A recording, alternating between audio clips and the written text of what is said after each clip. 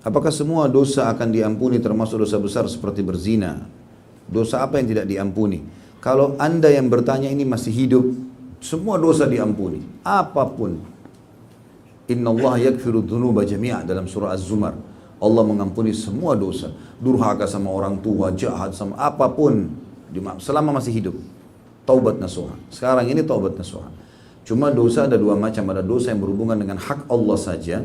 Seperti kasus misalnya tidak sholat, ya, tidak puasa. Itu haknya Allah. Kalau teman-teman taubat nasuha kepada Allah, Allah maha pengampun.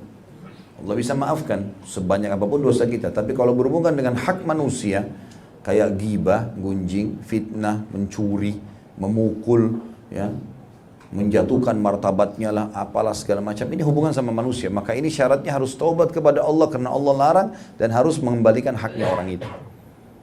Memperbaiki namanya kah, mengembalikan barang yang pernah dicuri kah, itu harus. Allah Subhanahu wa taala menjadikan dosa di antara kita itu adalah kita yang selesaikan.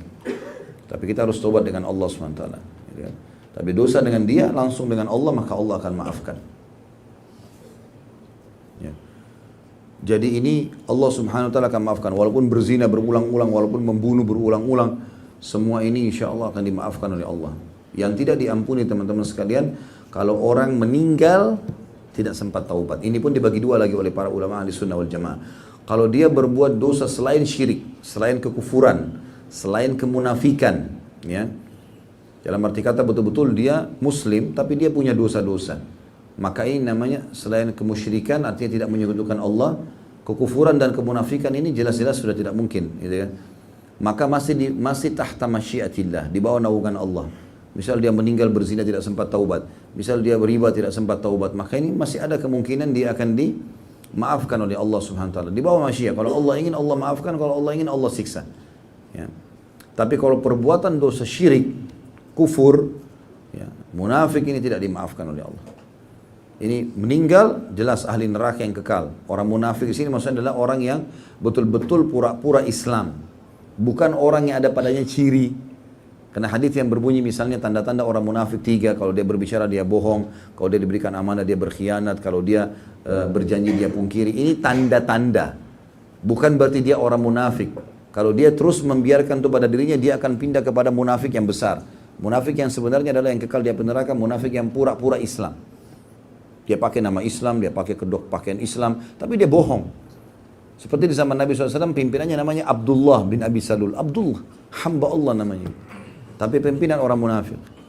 Maka jangan terpengaruh dengan nama-nama mereka. Namanya bisa Yusuf, bisa Ahmad, bisa Fulan nama Islam. Tapi itu tidak boleh jadi tolok ukur. Intinya ketahuannya mereka kalau Islam bilang A, dia bilang B.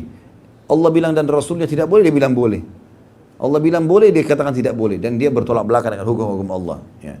Itu gampang dikenal tentunya. Kemudian orang kafir jelas. Kafirnya ada dua macam. Ada kafir yang mutlak, memang dasarnya dia tidak ada keimanan sama sekali seperti ateis. Ada kafir yang disebabkan karena substansial kekafiran itu sendiri. Seperti ahli kitab. Mereka beriman sama Allah, mereka agama profetis, mereka beriman. Seperti Yahudi beriman pada Musa alaihissalam. Tapi karena masih ada substansial keimanan yang tidak disempurnakan seperti datangnya Nabi Isa, harusnya mereka sempurnakan imannya kan. Makanya orang Nasrani kalau ditanya bagaimana pendapat kalian tentang Yahudi, mereka bilang kafir. Kenapa? Karena tidak mau imani Nabi Isa. Bahkan yang berusaha mensalibi Nabi Isa adalah orang-orang Yahudi, kan gitu. Jadi ada secara substansial mereka tidak beriman, dan itu juga sebabnya kenapa kita mengatakan ahli kitab kafir. Karena memang mereka masih belum beriman secara keseluruhan kepada Allah SWT. Masalah ditolak di sana Nabi Muhammad alaihi wassalatu wassalam. Sementara orang musyrik adalah orang muslim, bisa saja muslim tapi dia menyekutukan Allah. Ini enggak boleh teman-teman. Dan syirik ada dua macam. Ada syirik besar, ada syirik kecil. Sudah pernah kita jelaskan. Syirik besar adalah menyembelih kepada selain Allah, tawaf di kuburan lah, minta-minta kepada pohon keramat. Ini semua bahaya, syirik besar. Ini bahaya, bisa mengeluarkan dari Islam. Tapi ada syirik kecil, riya, memperindah ibadah karena makhluk. Dan ini masih tidak mengeluarkan dari Islam. Nah kalau dia meninggal tidak sempat taubat dari kemunafikannya, dia tidak masuk Islam, orang kafir juga tidak. Orang musyrik tapi syirik besar, maka Allah tidak akan ampuni ini kalau syirik besar. Sebagaimana Allah sebutkan dalam surah An-Nisa, A'udzubillahi minasyaitonirrajim, innallaha la yaghfiru an yushraka bih wa yaghfiru ma duna dzalika liman yasha. Allah tidak akan maafkan dosa-dosa syirik dan Allah masih maafkan dosa selain syirik itu. Maksudnya pada hari kiamat. Kalau dia sudah meninggal tidak sempat taubat. Tapi kalau syirik kecil masuk dalam kategori dosa besar.